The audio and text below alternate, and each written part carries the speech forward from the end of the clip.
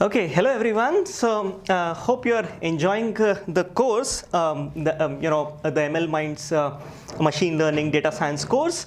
Now I'm going to start this series on reading papers on data science. Okay, now and mainly to keep yourself up to date by reading those papers in data science. In this short video, I'll sort of talk about what to expect in this series of videos. Okay, I'll regularly keep updating, putting up more videos by reading more and more papers. And as I read more papers, I would love all of you to be a part of the journey and also, not just read papers, but also sort of create presentations and make them available on YouTube. Right? So what are research papers? Okay, so in this short video, I'll talk about what are research papers, why people write them, why reading them makes sense, and how to keep yourself updated by reading these things. Right. So research papers are concise and formal descriptions of recent work in hot areas. So whatever are the hot areas like deep learning and so on, people write papers in these areas. And they do a lot of work and they want to formalize that work, and therefore they write papers to showcase their ideas at various conferences and journals. They're usually published in conferences and journals, and in computer science they are around 6 to 10 pages long. Okay. Now, of course, journal papers are a little larger, so mostly conference papers are 6 to 10 pages long. Usually, they present the most breakthrough and very recent work, right? So, textbooks also contain a lot of knowledge, and there are recently a lot of textbooks on data science. But if you want to really keep yourself updated, nothing like actually reading the papers, right? Now, usually it takes about 10 years or more for this knowledge to propagate from research papers to mainstream textbooks. And remember, not everything makes it to textbooks. Only those ideas which can be coherently tied into a nice theme, only those really make it to textbooks. Okay. So many ideas present in these papers become commercial soon or are already commercial. Right? So many of these papers are actually written by academic labs or by industry labs. Those which are written by industry labs are usually things which are already commercial in nature. Right? Sometimes the papers are written by these academic institutions, while sometimes they are written by industry labs. So many conferences actually now focus on a mix of academicians and industry guys, and therefore many times they are a mix. These papers, right? So now, like a little bit on these conferences and journals. So data science is a very broad area. If you have looked at the course, it consists of so many related things, right? Big data, natural language processing, basics of Python, also web mining, machine learning, deep learning, data mining, all of those things, right? It's a very broad area, and there are many popular conferences and journals actually in this broad area. Okay. So most of the popular conferences are held annually. So they basically hold the conference. A conference is typically like 3 to 5 days long. A major portion of the conference is like around 3 days long, and they're held annually. Many of these popular ones are held at exotic places, very nice places. Okay. Some of them are actually held once in 2 years. So some very niche conferences occur once in 2 years, like Coling and so on. Right? So good conferences have a very low acceptance rate. So that's how you can actually identify a very good conference. A conference where there are many submissions, high quality submissions, but still the conference accepts only a few of them. So something like 10 to 20%. So some very good quality conferences have like a 10 to 20% acceptance rate. A 10% acceptance rate would really mean that if 10 papers were submitted to the conference, one of them gets accepted. Right? A 20% acceptance rate would mean 1 in 5 get accepted, and so on. Right? So papers are submitted and reviewed by other scholars in these areas. So when you want to put out a good idea, you write a paper around it and you submit to these conferences, and they are then actually reviewed by other peers who have also submitted, or either in this version of the conference or the previous conferences, previous years of the same conference. Right? So each paper is usually reviewed by 3 reviewers, and the reviewers basically try to find the strengths and weaknesses in these papers. And then argue if the paper should be sort of accepted in the conference or not. Okay. And the same thing sort of also happens with journals. So essentially you submit a paper, and however, in journals usually the review time is much larger. So you submit a paper, after 3 or 4 months maybe somebody would get back to you about the result. In journals usually you have like multiple iterations, so you can sort of talk back to the reviewers and convey your reply to their questions and so on. But in conferences, usually it's like you don't have a feedback kind of thing. So they basically accept or reject the paper with some comments. Right? Some conferences also have single blind submissions, while others also have double blind submissions. In the sense, some conferences are very strict. They don't allow reviewers to know who the authors are. So that's what is called as double blind submissions.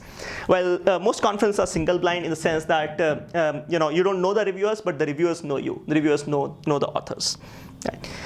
Okay, so now talking about a research paper. What is a research paper, right? And what are the contents of a research paper? So again, usually, why do people even write research papers, right? So people write research papers because they want to promote their ideas. So if they have an idea they've worked on, right, they have rigorously worked on, and they want to share the results with the external world or with a lot of people, they write research papers and publish them at really good venues, good conferences and good journals, right? So a paper in computer science usually has the following sections, right? So these are the broad section headings, and then also some details about what each section contains. Now, if you understand that, you basically understand what to read in a paper, right? So essentially, when you see this 10-page document, which is in general not very easy to read if you're starting off. So if this is the first paper you're reading, it's not very easy to read a paper end to end. Okay. However, if you basically have practiced reading multiple papers, you would realize that these are the broad sections. And then it's not very difficult for you to figure out as to which paper would be the right one to read for you, as well as how much importance to give to each section in this paper. Right. So a paper in computer science usually has these sections. The first one is abstract. This is usually much shorter. So basically, it's about maybe max of 10 sentences long. Okay. So this basically is like the shortest summary of the paper. So in general, people write this abstract such that other folks who are not in the same domain can still understand the main idea, okay, the core crux of the paper. Okay.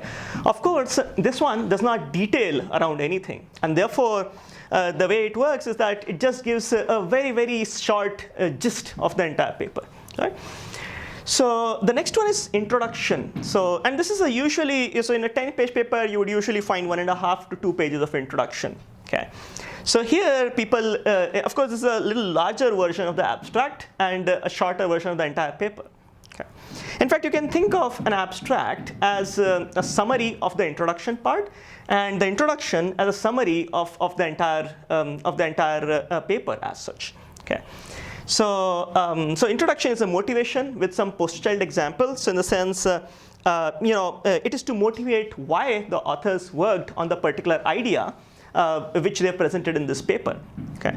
It's also about telling people that, hey, if this idea is made commercial, then what are the business applications? So where can people use this core technical idea? Right.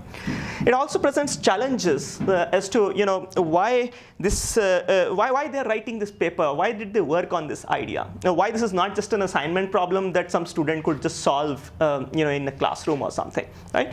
So problem definition. So then concretely saying, hey, what is the exact problem definition that they have worked on? Oftentimes this is also mathematical in nature. So they bring in notations and talk about it. Right. Short description of the proposed solution. So very vaguely saying that, hey, what is the kind of architecture or the kind of solution that they have proposed in this paper? Of course, the details are later. But here they just say very short what is the solution that they propose. This is usually a paragraph, right? Rather than in abstract, it's just a sentence. That they have used matrix factorization techniques in this paper, or they've used deep learning techniques in this paper, and so on. But here it's a one paragraph kind of, in introduction, it's kind of a one paragraph kind of description of how they have tried to solve the problem. Okay. Then the main contribution summary, so in the sense, what are the things that they've contributed in this paper? And the contributions could be multiple. For example, there could be, the problem being proposed might be very interesting by itself, which is a great contribution. Contributions could be around very novel techniques, the solution that they proposed. Contributions could also be around, contributing a data set for the larger community to use, and so on. So those are all mentioned in this part. And then lastly, the paper organization. So what all do you expect to see in which sections in the remaining part of the paper? So this is like about 2 pages so far. So remaining 8 pages, what do they contain and where do they have the stuff, right?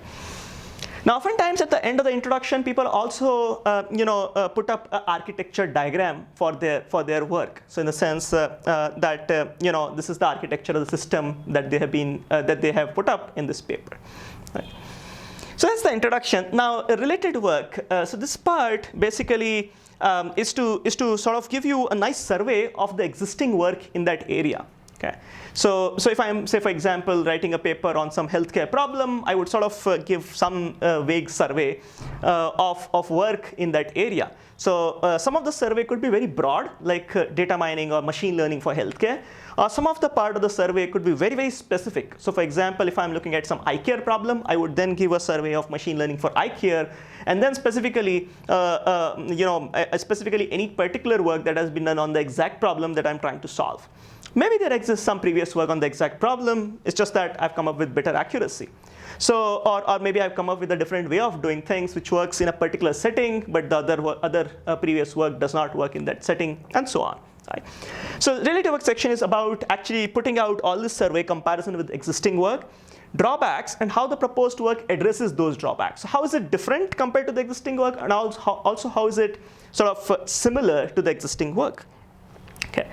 Then the next section is about approaches and techniques. And this is often split into multiple subsections. This is actually the core of the paper, the major part of the idea. So if you're a business guy, you would just read the introduction because you don't want to really get into very core technical details, right? But if you are an engineer, or you want to really care about the technical details, this is the main part of the paper, right?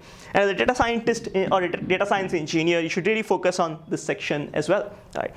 So it's often split into multiple subsections, and it details the main technical contribution of the paper. So this is really the core crux of the paper, right? The main idea, right? Then you have experiments. So so far you have proposed the problem. You have also put up the challenges. You have mentioned why the related work cannot solve those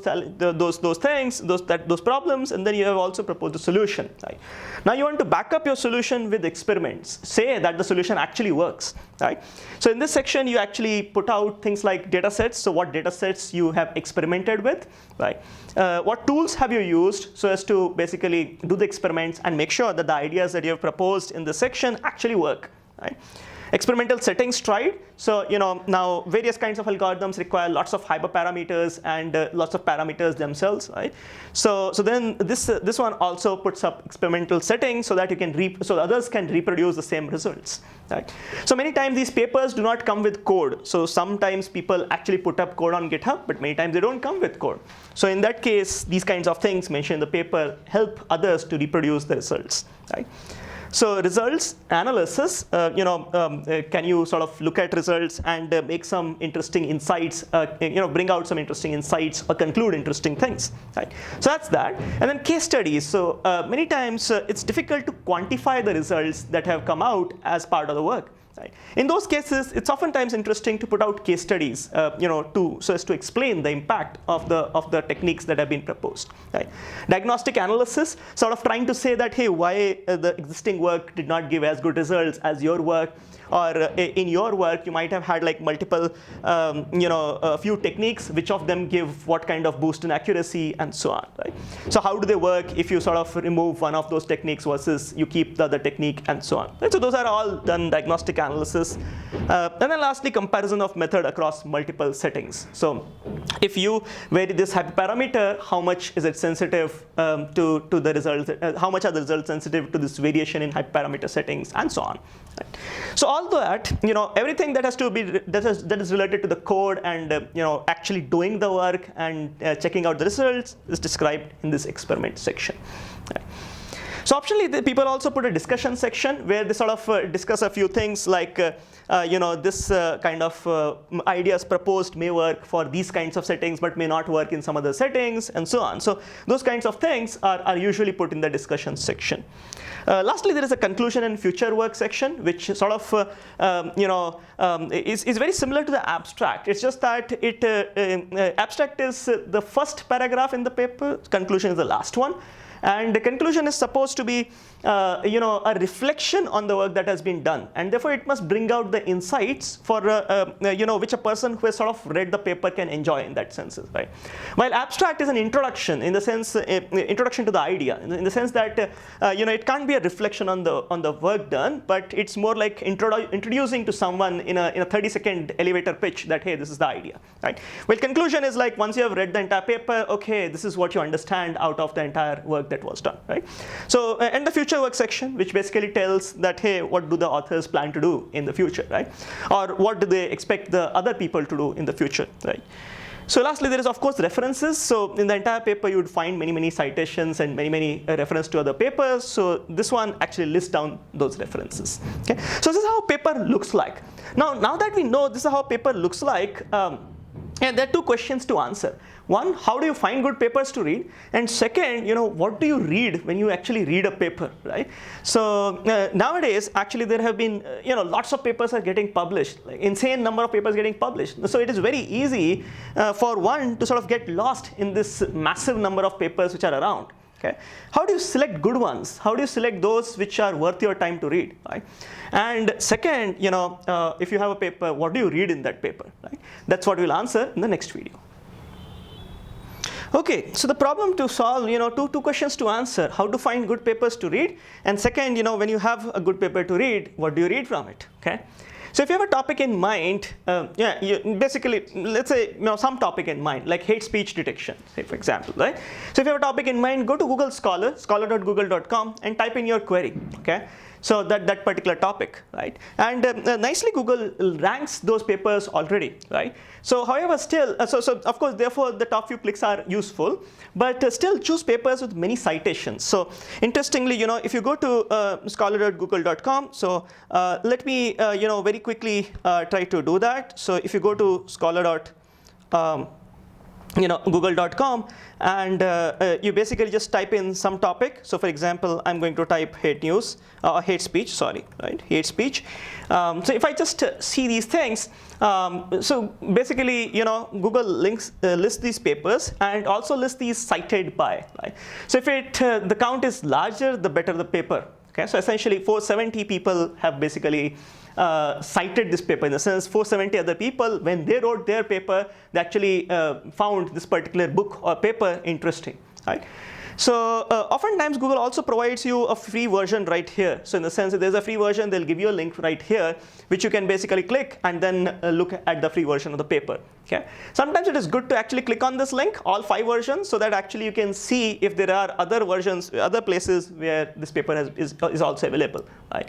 So besides that, you could also cite this paper. If you are writing a paper, you could actually copy these citations. This is how you can cite the paper. Now there are standard formats of citing a paper. So usually it's like author names and then the venue, year, and page numbers, and so on. So this is a book, therefore the citation differs a little. But usually for papers, the citation, is you also have the conference name, the page numbers in the conference proceedings, and so on. Okay, so that's that. Okay, so essentially, when you want to find a good paper, the idea is that you essentially go to Google Scholar and choose those papers which have many citations. Okay, published at good conferences. So how do you figure out where they have been published? Well, it's very easy. As I mentioned, when you click on this one, you actually figure out that this paper has been published at international conference on World Wide Web, which is actually a very good, very good conference. Okay, so basically, choose papers with many citations, published at good conferences, and published by reputed research groups. Okay, so now of course you would not know which groups are reputed to begin with, but as you read more papers, you will understand that some guys are very reputed. So for example, these guys, or rather, so for example, I think this paper is probably from Yahoo. At some point, some of these guys used to work at Yahoo and so on. So when you read some papers over time, you'll realize which groups are good, which groups are not that great, and so on, right? So choose to read the best papers at various conferences. So when conferences happen, they also declare best papers. It's more like the best award, right? So best paper award.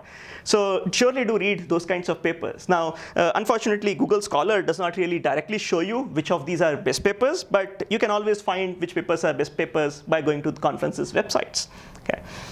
All papers are also reachable from this website called DBLP. So DBLP is a website, is a repository of computer science papers, published papers, and therefore it's a very good place to go and figure out good papers. Right?